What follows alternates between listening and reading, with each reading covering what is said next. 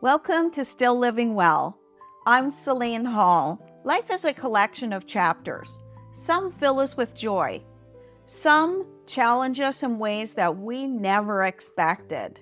And some change us forever. This podcast is about those chapters, the stories, the lessons, the people, and the moments that remind us what it truly means to keep living well. I'm beginning this journey by sharing the story of my son Lucas from my book, A Star for Lucas. It's a story that changed my life forever, and I hope it touches yours as well. So wherever you're listening from, thank you for joining me. Let's begin. The women's hospital felt like a world of its own. It was larger, busier, and far more specialized than anywhere I had been before.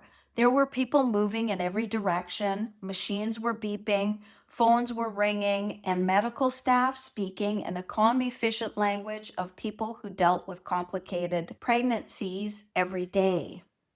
Almost as soon as I arrived, I was taken for another ultrasound.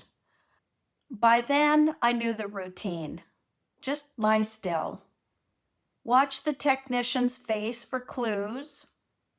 And try not to read too much into every pause, every furrowed brow, every blurry image on the screen.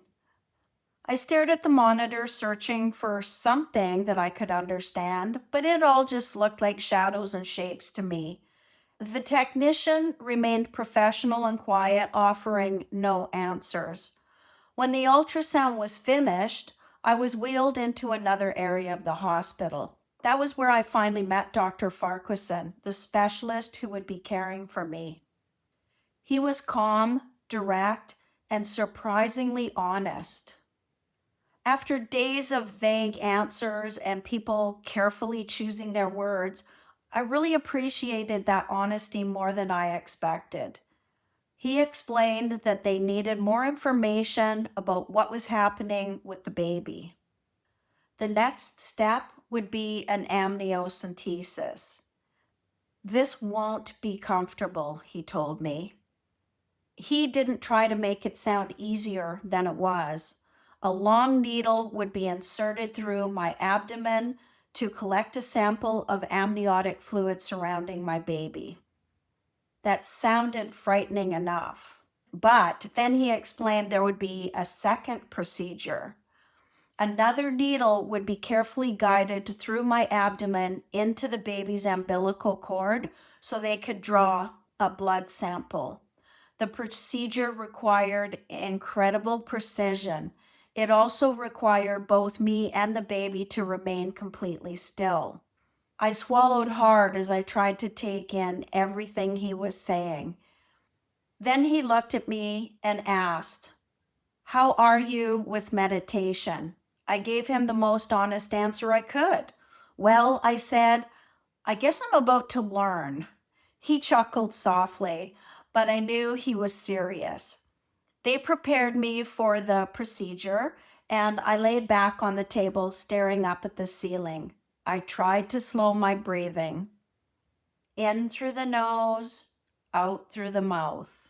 I told myself not to think about the size of that needle because it was huge. I told myself not to think of everything that could go wrong. I told myself to stay still. The first part happened fairly quickly.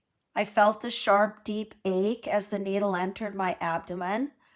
My entire body wanted to tense, but I forced myself to keep breathing. In, out, in, out. I imagined the pain fading away with every breath, although it stubbornly remained. "It's almost done," Dr. Farquharson said calmly. True to his words, the first part did not take very long. Then came the second procedure, the blood sample from the umbilical cord. "This will take more time," he explained. "You'll need to stay completely still. I can't have you or the baby moving." I nodded, trying to keep the fear from showing on my face. I understand, I said.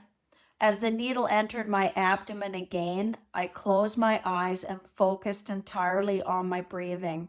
The sensation was different this time. Deeper, sharper. I could feel the pressure as he carefully guided the needle, watching the ultrasound screen and making tiny adjustments.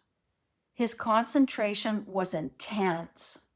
The seconds stretched into minutes, and every minute felt longer than the one before it. My muscles began to ache from the effort of staying completely still. My thoughts were anything but still. What if I moved? What if the baby moved? What if the needle slipped? What if something went wrong? I tried to push the questions away, but they kept returning. All I could do was breathe and trust the doctor standing over me. Dr. Farquharson worked with a steady precision that gave me confidence even in the middle of my fear. He quietly assured me as he worked. His voice was calm and controlled. I held on to that voice. I held on to my breath, and I stayed as still as I possibly could. Finally, he withdrew the needle. Relief flowed through my entire body as he stepped back. All done, he said with a small smile. I released a shaky breath I hadn't realized I was holding. For a moment, I felt proud of myself. I had been terrified, but I had done it. Then he said the words that were becoming too far familiar. Now we wait for the results. Waiting had become a theme of my life. Waiting for doctors. Waiting for tests. Waiting for answers. Waiting for someone to finally explain what was happening to my baby. As frightening as the procedure had been, I felt as though a small piece of control had returned to me. I had faced the fear head on. I had endured the pain, and I had made it through to the other side. Now there was nothing left for me to do except wait. Thank you for spending this time with me today. If this story touches your heart, I'd love to have you join me for the next episode. Until then, remember, no matter what chapter you're in, there's always a reason to keep living well. I'm Celine. Thanks for listening to Still Living Well.